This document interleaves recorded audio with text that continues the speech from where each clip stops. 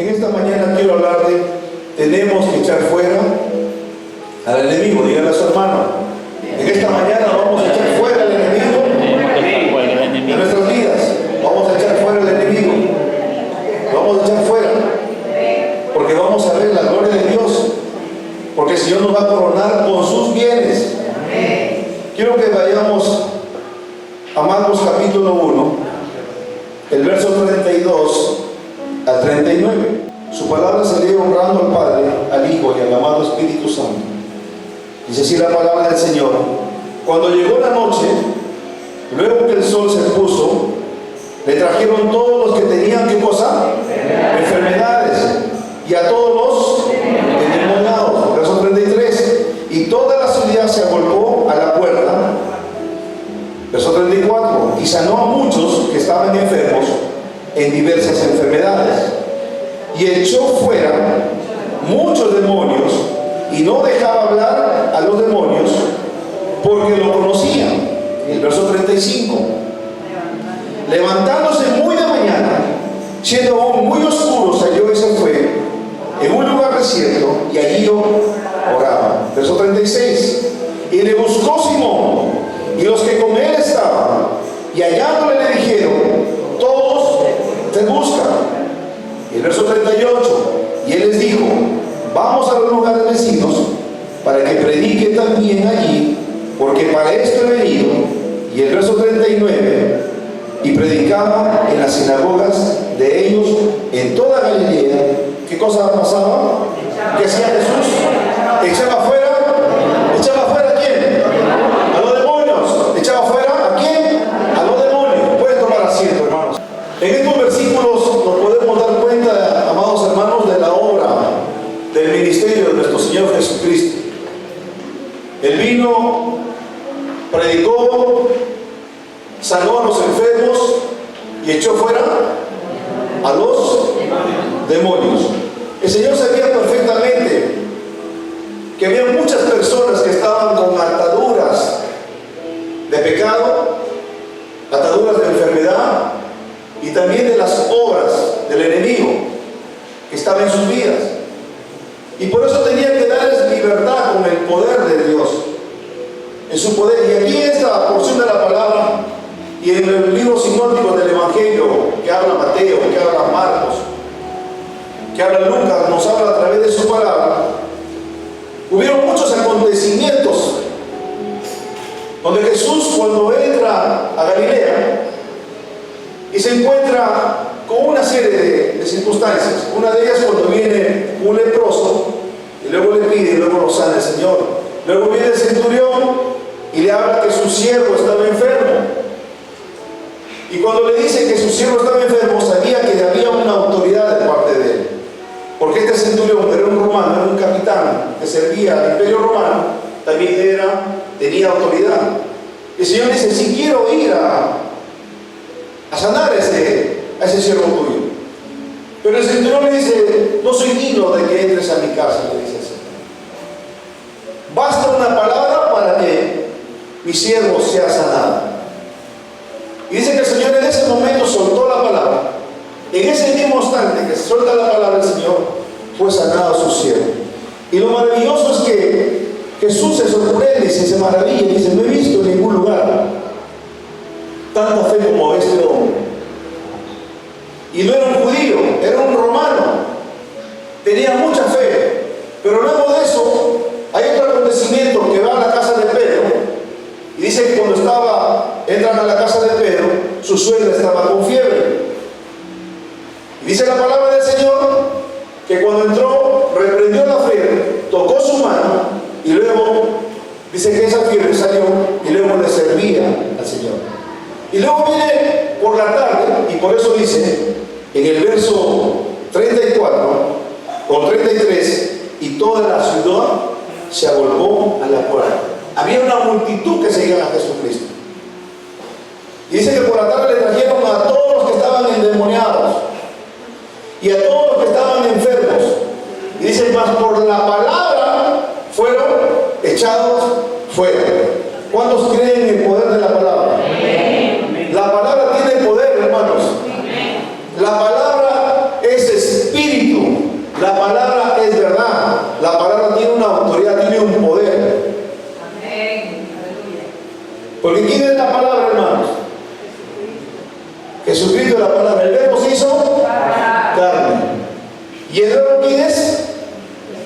Jesucristo, la palabra de Dios. Por eso la palabra tiene poder. Jesucristo tiene poder. La palabra que nosotros predicamos es el evangelio del reino. Por eso Jesucristo, cuando se enteró que Juan estaba preso, había sido tomado preso, dice que él entró predicando el evangelio del reino y dijo: el tiempo se ha cumplido, el reino de Dios se ha acercado, y dijo: arrepentíos y creed en el evangelio. Y a eso vino el Señor. Vino a predicar, vino a echar, ese era su ministerio, era la obra del ministerio de Jesucristo. Predicar el evangelio en todas las ciudades donde él vino. Si ustedes notan en esta porción de la palabra, él les dijo: vamos a los vecinos para que prediquen también allí, porque para esto he venido. Vino a predicar, vino a romper las cadenas, las ataduras del enemigo, la opresión satánica. Él vino a hacer la guerra a Satanás.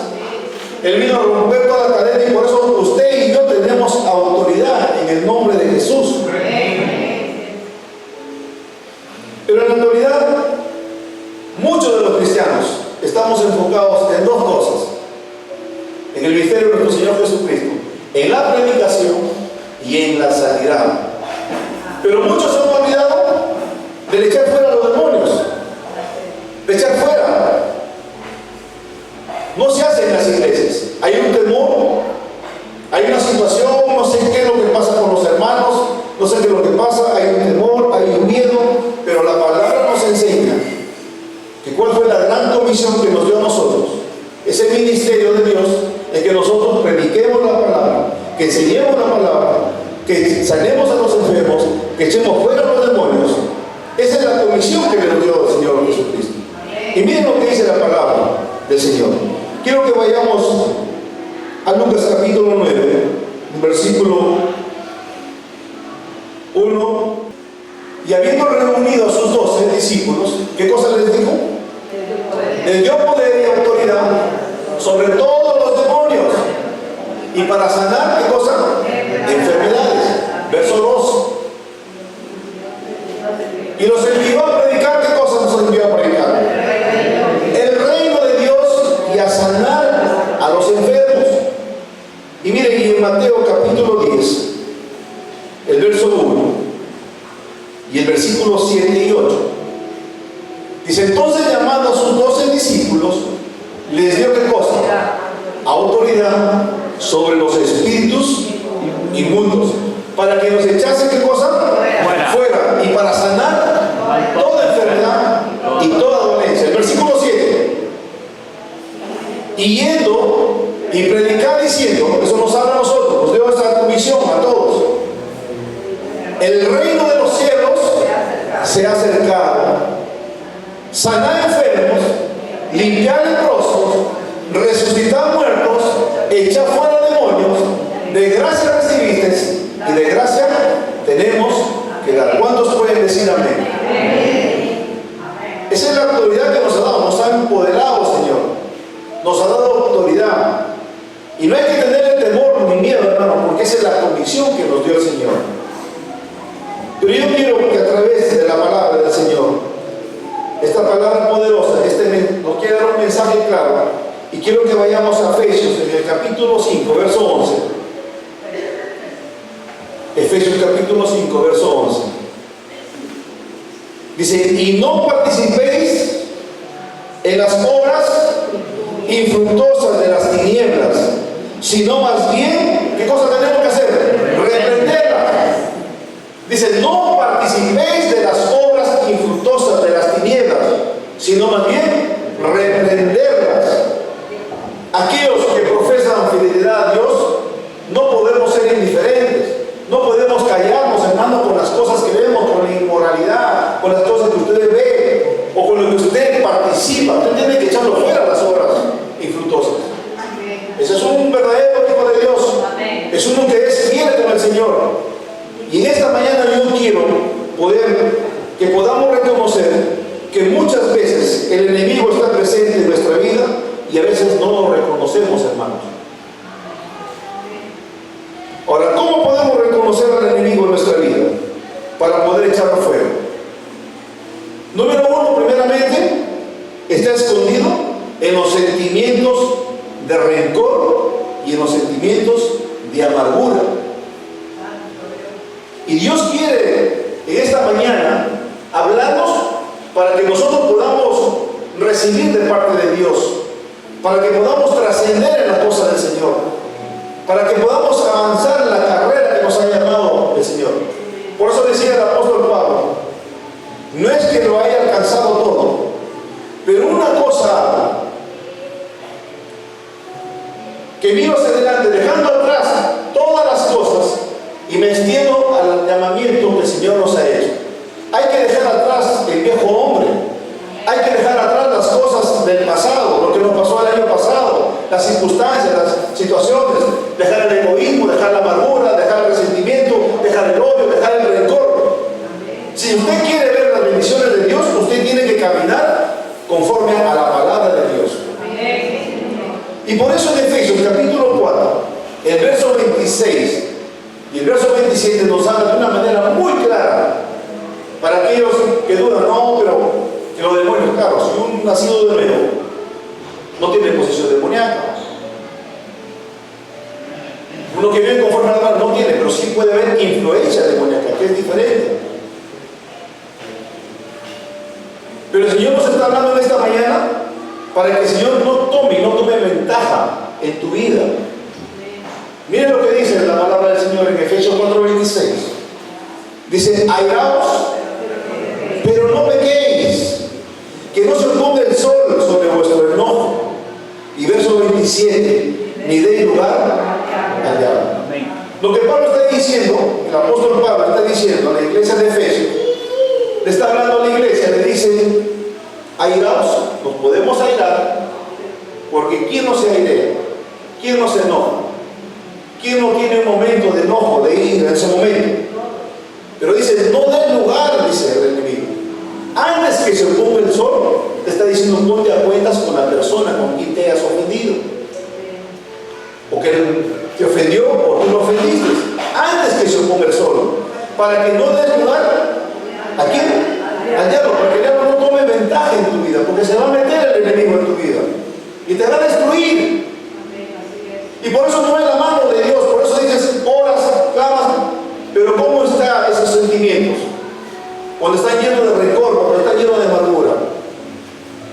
Muchos cristianos quieren echar fuera de su vida las enfermedades, las dolencias, pero no quieren echar fuera a la amargura, al resentimiento, al odio, al rencor, a la ofensa que tiene guardado por años, la falta de perdón que está ahí todavía en ese sentimiento, y por eso no ven la gloria de Dios.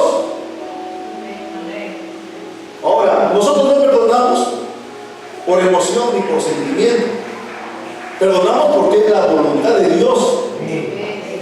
No es por emoción, no es por sentimiento, no hay reconciliación, no hay restauración si antes no hay perdón, si no nos restauramos en el perdón. Esa misma gracia que Dios nos dio a nosotros, la gracia, el favor inmerecido, que no nos merecíamos, nos perdonó el Señor de todos nuestros pecados. Y esa gracia tú la tienes también, porque derramó su Espíritu sobre nosotros. La gente del mundo no tiene esa capacidad de perdonar, porque no tienen el Espíritu Santo de Dios. Pero usted y yo tenemos el Espíritu de Dios y tenemos que ser su perfecta voluntad. Mateo 6, 14, 15 lo dice muy claro. Si vosotros no perdonan las ofensas de los hombres, vuestro Padre que está en los cielos tampoco os perdonará. Y haga lo que usted haga, usted puede hacer muchas cosas para el Señor, puede servir, puede venir a la iglesia, puede orar, puede ayudar, pero si usted no está alineado conforme a la palabra, todo lo que usted haga para el Señor, vano es. Por eso dice en su palabra el Señor, en Isaías 59:1, dice que su mano del Señor está extendida, que sus oídos están prestos a escuchar la oración de su pueblo. Pero la iniquidad que hay en ustedes, ¿qué cosa ha hecho? Ha hecho una división. Así dice la palabra. Pero vuestras iniquidades han hecho ¿qué cosa?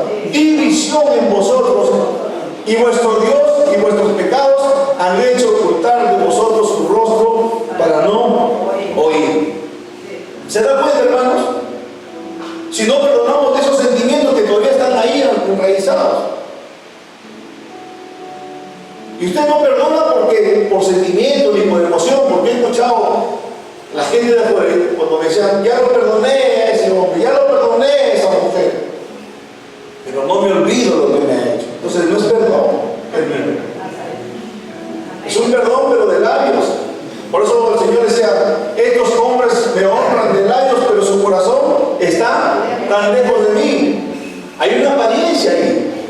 Y es una apariencia religiosa, una apariencia donde se manifiesta su carnalidad todavía. Porque dice la palabra, manifiesta son las obras de la carne. Usted no necesita discernir, usted lo mira con su mirada. Usted mira de su rostro a una persona y usted va a ver con su expresión, con su mirada, aún cuando se manifiesta. Por eso en esta mañana el Señor nos invita a que podamos, que a través de su palabra, y que podamos comprender que Dios es amor.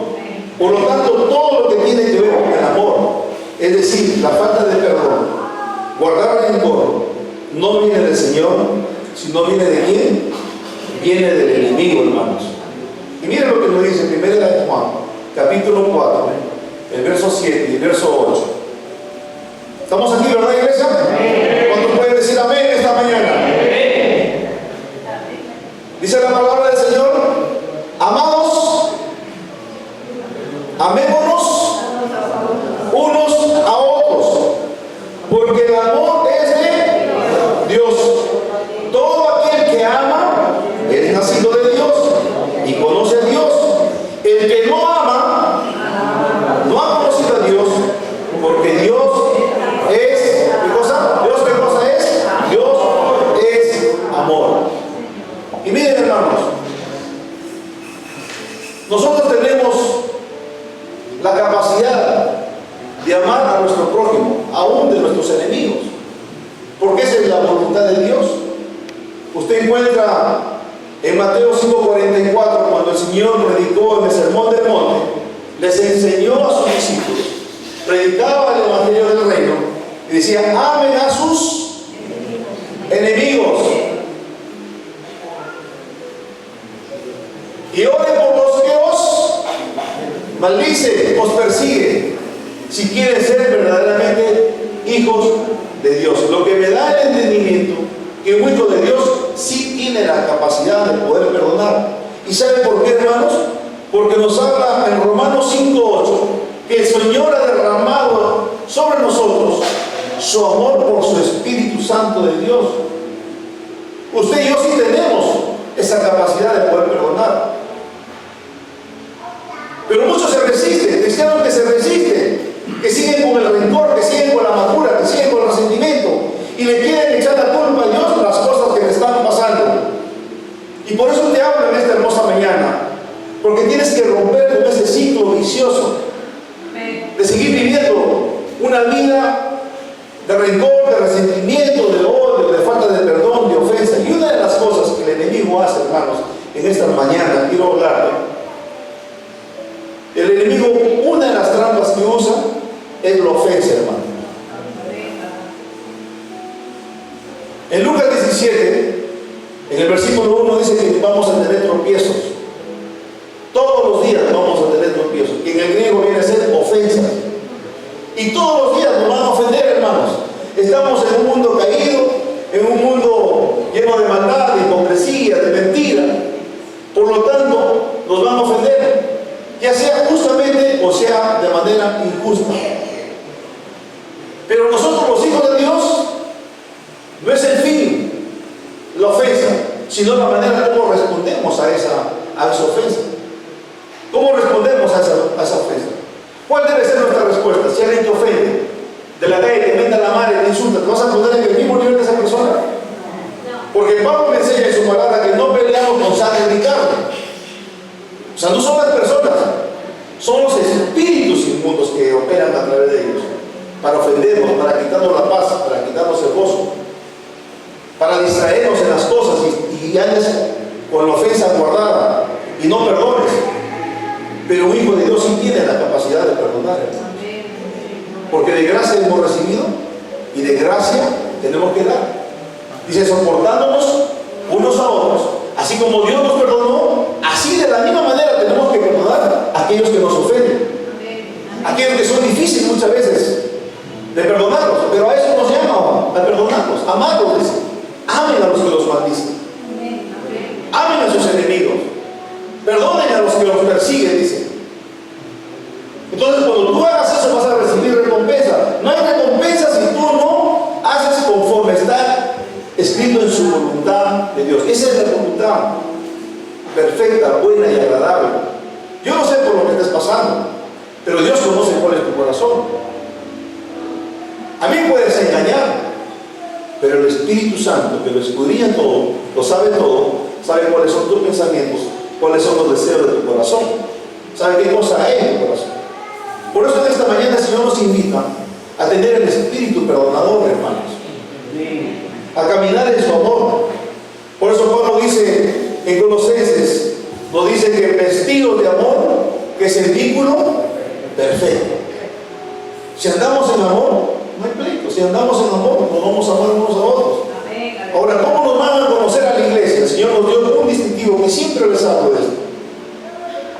Y nos habla en Juan 13:35, nos dice muy claro que nos van a conocer como discípulos de Dios si nos amamos unos a otros, no si nos comemos unos a otros, no si nos envidiamos unos a otros, no si tenemos rencor unos a otros. No nos dice así la palabra de Dios. Y dice un nuevo mandamiento de los jóvenes, es que se amen unos a otros, si verdaderamente somos verdaderos discípulos. Entonces, si usted está en esa condición, usted va a dar un buen testimonio de Dios. Entonces la iglesia va a recibir a esa persona cuando diga, uy, que esta iglesia está llena de amor. No es una apariencia, sino está llena de ese amor, de ese gozo, de esa alegría, que aman al hermano, que aman inclusive al que es difícil de amar, que pueden perdonar. Pero si estamos en pleitos, si estamos en contiendas, ¿puede estar Dios ahí? Dios no está ahí. Por eso el Señor dijo en Juan 17, el verso 21 le dice, así como tú y yo somos uno en ti, Señor, tú en mí y yo en ti, para que ellos sean unos en mí y sean perfectos en unidad. Si estamos en un momento, va a haber una manifestación poderosa, no solamente en la iglesia, no solamente en este templo, sino en tu casa, en tu hogar, en tu familia. Va a trascender, va a haber una manifestación poderosa. Pero si estamos divididos, no va a haber ninguna manifestación de parte de Dios. Va a haber sequedad, va a haber fracaso, va a haber dolor, va a haber tristeza. Pero si usted está firme en la cosa del Señor y usted hace conforme a la voluntad de Dios, y usted tiene ese espíritu, usted tiene el Espíritu de Dios, y usted aplica la palabra y obedece a la palabra, usted va a recibir las bendiciones que tiene el Señor. Josué 1:8 dice en la palabra del Señor que nunca se aparte nuestra boca del libro de la ley, sino que guardemos y hagamos todo lo que está escrito en él. Entonces, ¿qué dice? Vas a prosperar tus caminos y todo lo que hagas te va a ir. ¿Cuántos pueden decir amén? Entonces, y en primera de Juan, en el capítulo 20, capítulo 4, verso 20, dice, si alguno dice, yo amo a Dios, y aborrece a su hermano, ¿qué cosa es? Dice, no, yo amo a mi hermano, yo amo a Dios, yo amo a Dios. Pero usted está en pleito con su hermano, no lo perdona. Mire la condición en la que usted se encuentra, si usted dice amar a Dios. Si alguno dice, yo amo a Dios, y aborrece a su hermano, ¿es qué cosa? Mentiroso. Pues el que no ama a su hermano, a quien lo ha visto, ¿cómo puede amar a Dios a quien no lo ha visto? ¿Cómo puede decir usted, yo amo a mi hermano, yo amo a Dios? Cuando usted está en una situación con su hermano, con su hermana, ya sea en su casa o en la iglesia, con algún hermano o alguna hermana, lo que tenemos que hacer es restaurar las relaciones, es reconciliarnos con el Señor y reconciliarnos con los hermanos. Ese es el verdadero cristiano, ese es el verdadero hijo de Dios, el que hace la voluntad del Señor. Y número 2, hermanos, para ir corriendo en esta mañana, está escondido en los pensamientos impuros que permitimos en nuestra mente. Hay pensamientos, hermanos. Está en nuestra mente, está en nuestros pensamientos, está aquí. Que dice Romanos capítulo 13, el verso 13. Romanos capítulo 13, verso 13. Dice: andemos como de día, honestamente, no en glotonerías y borracheras, no en lujurias y lascivias, no en contiendas y envidia. Estos versículos, hermanos, la palabra de Dios nos invita a cuidar nuestra vida de dos cosas que tienen que ver directamente con nuestros pensamientos. Y esos dos pensamientos es la lujuria y es la lascivia. Todavía hay cristianos que están en esa condición, hermanos. He visto de cerca, y no porque me han contado, los he visto personalmente. Y me llena de tristeza siendo cristianos que dicen profesar la fe en Cristo y que pisotean la sangre del Cordero. La lujuria es un deseo sexual desordenado y pecaminoso que va más allá de una atracción natural. Es un deseo que consume y domina y manifiesta en la fornicación, en el adulterio y en la pornografía. Cristianos que consumen pornografía, hermanos. Cristianos que están atados a espíritus y que luego que tienen que ser ministrados porque se metieron los espíritus, se metieron los demonios. Y cuando le preguntas cómo entraste, entré porque estaba mirando pornografía, consumiendo pornografía, hermano. Pero la palabra de Dios nos dice en Mateo 5:28, para aclarar el panorama aún más claro. Mateo 5:28 dice: pero yo os digo que cualquiera que mira a una mujer para codiciarla, ya adulteró con ella. ¿En dónde? ¿Dónde adulteró? En su corazón. No habla de este corazón, está hablando de tu mente, de tu pensamiento. Que en el griego corazón es cardia, es pensamiento, es mente. Y por eso es que nuestros ojos son portales, hermanos. Hay que cuidar nuestros ojos, porque con nuestros ojos usted a una mujer lo codicia y ya usted adulteró, no necesita ni siquiera entrar a acostarse, usted ya fornicó con esa persona. Por eso tenemos que tener bastante cuidado. ¿Y qué nos dice en Lucas capítulo 11, el verso 34 y 36? Lámpara del cuerpo es el ojo. Cuando tu ojo es bueno, ¿qué va a pasar? También tu cuerpo está lleno de luz. Pero cuando tu ojo es maligno, también tu cuerpo está en tinieblas. Si tu ojo es bueno, vas a estar en luz y tu cuerpo va a estar obviamente conectado, va a estar en luz. Pero si estás en oscuridad, ¿qué va a pasar con ese cuerpo? ¿Qué va a hacer el enemigo? Te va a enfermar. Los espíritus inmundos van a entrar y te van a atacar espiritualmente, te van a atacar en tu mente, en tu pensamiento. Te van a llevar a hacer cosas inadecuadas. Y ese cuerpo se va a degenerar con enfermedades, hermano. Lo he visto. Hemos ministrado a muchas personas en esa condición. Pero también quiero decirles esta mañana que la lascivia es una conducta desvergonzada, una actitud provocativa que busca iniciar al pecado sexual. Es la manifestación exterior de la lujuria. Primero la lujuria y luego viene la lascivia, se manifiesta. Que te provocan, que se manifiestan de una manera. Por eso dice que luego produce la manera como tú caminas, cómo te expresas, aún como te vistes. Hay que vestirnos de manera decorosa. Tampoco vamos a entrar al legalismo, pero los hijos de Dios tenemos que caminar en ese orden, hermanos. Tampoco comparto con el legalismo, donde nos piden que tenemos que andar con nuestras faldas largazas, tu pelo todo descuidado. No, hermanos, y he visto en esa condición Porque la santidad de Dios no es externa. La santidad de Dios es una santidad interna, es de adentro, hermanos. ¿Cuántos pueden decir amén? Amén. Porque a veces hay una santidad externa, y esa santidad externa he visto aún hermanos que hablan hasta en lenguas, hermanos, pero están tomados por espíritus. Cuando son ministrados, ¿cuál es la causa? Por la falta de perdón. Tienen resentimiento, tienen odio, tienen rencor.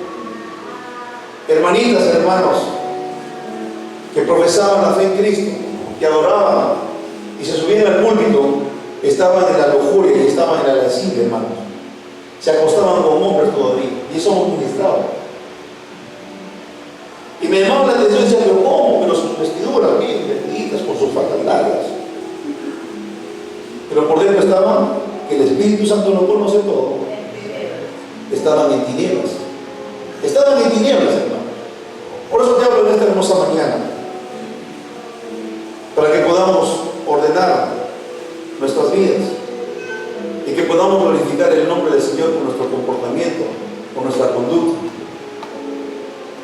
La palabra de Dios nos enseña a ver nuestros pensamientos, si son agradables al Señor o si el enemigo está oculto en ellos. Por eso el Señor nos habla en su palabra, que Él conoce cuáles son nuestros pensamientos y cuáles son sus pensamientos del Señor. Dice que tiene pensamientos de bien, pensamientos de paz, tiene pensamientos buenos para nosotros. Y por eso en esta mañana podamos reflexionar a través de la palabra. En Filipenses capítulo 4, verso 8, nos enseña a evaluar a nuestros pensamientos si son agradables al Señor o si el enemigo está oculto en ellos. ¿Qué dice Filipenses capítulo 4, verso 8? Por lo demás, hermanos, todo lo que es verdadero, todo lo honesto, todo lo justo, todo lo puro, todo lo amable, todo lo que es de buen nombre, si hay virtud alguna, si algo digno de alabanza, en esto pensar. ¿En qué tenemos que pensar? ¿Cuál debe ser nuestros pensamientos? Por eso en esta mañana debemos hacer: yo ato mi mente a la mente de Cristo. Porque sus pensamientos no son vuestros pensamientos, nuestros caminos no son nuestros caminos. Por eso necesitamos meditar en la palabra de Dios. Meditar conforme nos dice. Por lo demás, hermanos, ¿en qué tenemos que pensar? En todo lo que es verdadero, en todo lo que es honesto, en todo lo que es justo, en todo lo que es puro, en todo lo que es amable, en todo lo que es de buen nombre. Si hay virtud alguna, si alguno digno de alabanza, en esto pensar. Si queremos darle alabanza a nuestro Dios, de lo más profundo de nuestro ser, en eso tenemos que pensar. Por eso dice la palabra del Señor, que morará en completa paz cuyos pensamientos en Él perseveran, porque han confiado en Él. Ahora, ¿cómo nosotros podemos romper esos malos pensamientos? ¿Cómo podemos destruir? ¿Cómo podemos echar fuera al enemigo de nuestros pensamientos? Trayendo cautivo de esos pensamientos a la obediencia en Cristo Jesús. Y eso nos habla en Corintios capítulo 10, el verso 5. ¿Qué dice la palabra del Señor? Derribando argumentos y toda altivez que se levanta contra el conocimiento de Dios, y llevando cautivo todo pensamiento a la obediencia en Cristo Jesús. Ahí rompemos, hermanos. Viene un pensamiento, viene un deseo carnal, viene a tu mente. Todos hemos venido del mundo y hemos tenido eso, hemos codiciado. Y venía el pensamiento, usted ya tenía, en su mente estaba, usted ya había hecho un nido, ahí ha hecho una cama. Pero cuando viene eso y vienes a Cristo, el Señor te enseña a través de su palabra, y viene ese pensamiento, tú inmediatamente, cuando ya viene ese pensamiento, ese deseo, tú tienes que llevar lo llevo, Señor, en obediencia a este pensamiento que no viene de ti, Señor, que me quita la paz, que me quita el gozo. Lo llevo al conocimiento, Señor, que es en Cristo Jesús, Señor nuestro. Y se rompe, hermanos. Así luchamos. Así lucho todos los días con esos deseos. ¿Usted cree que solamente usted? Nosotros también. Pero la palabra de Dios es la que muere en nosotros. Por eso Pablo dice que tiene que apuntar en abundancia en nuestro corazón es la palabra de Cristo. Y cuando la palabra muere en nosotros, la palabra te enseña, te redarguye, la palabra te dirige, la palabra te redarguye, la palabra te enseña y la palabra te santifica, hermanos. Amén. Esa es la palabra. Entonces, ¿qué tenemos que hacer? Derribando argumentos y toda altivez que se levante contra el conocimiento de Dios y llevando cautivo todo pensamiento a la obediencia a Cristo. Y número 3, hermanos, y con esto voy terminando en esta mañana, está escondido en la soberbia y el orgullo que domina nuestro corazón. Cuando hay soberbia, hermanos, cuando hay orgullo, cuando hay altivez, y que está escondido, y muchas veces el orgullo no te deja ver tu condición espiritual, tu condición en la que tú te encuentras. Eso es lo que hace el orgullo. Y miren Ezequiel, capítulo 28, el verso 14 al 17. Dice la palabra del Señor: tú, querubín, grande protector, yo te puse en el santo monte de Dios. Allí estuviste en medio de las piedras de fuego. Te paseabas. Verso 15. Perfecto eras en todos tus caminos, desde el día que fuiste creado hasta que se halló en ti. ¿Qué cosa se le encontró? Maldad. El verso 16. A causa de la multitud de tus contrataciones fuiste lleno de iniquidad y pecaste, por lo que yo te eché del monte de Dios y te arrojé de entre las piedras del fuego, oh querubín protector. Y el verso 17.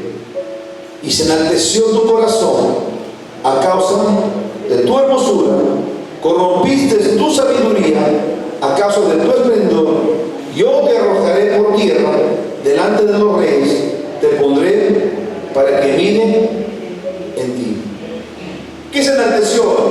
Está hablando, ¿de quién está hablando? Está hablando de Satanás. Está hablando de ese querubín, dice que era hermoso. Era un querubín que era grande, era un querubín hermoso, precioso, era un querubín que cuidaba, que guardaba, que era un querubín protector. Pero ¿qué pasó con este querubín? En estos versículos habla de manera poética, los estudiosos de la palabra hablan de una manera poética del pecado de Satanás, el cual fue creado como un ser precioso, un querubín grande y protector que estaba en el monte de Dios, pero se encontró en él un pecado. ¿Cuál fue el pecado que entró en él? El orgullo. Fue el primer pecado que entró en el cielo. Este querubín, que era hermoso, era un querubín protector de Dios. Dice que se enalteció, ¿en dónde? En su corazón. Es decir, su corazón se llenó de cosas, de soberbia, de orgullo y de altivez. Y hay muchos cristianos, hermanos, que tienen un orgullo espiritual, que tienen una soberbia, hermanos, que son tan altivos, que se sienten más que otros y que se creen que son los únicos que tienen la verdad, y se creen que son la última Coca-Cola del desierto, y se creen que son el último, la pepa del mango, que se cree que es lo máximo y que solamente ellos tienen la razón.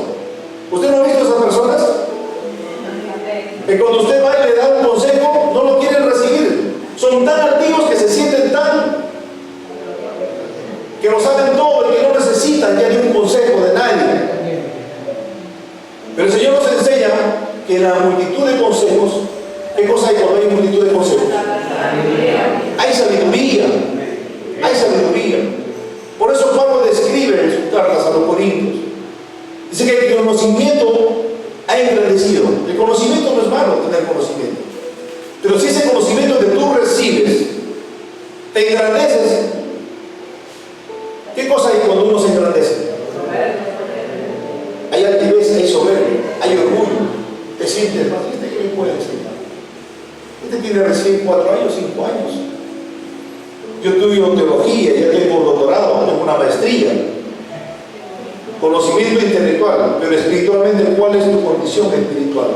Manifiestas son las obras de la carne.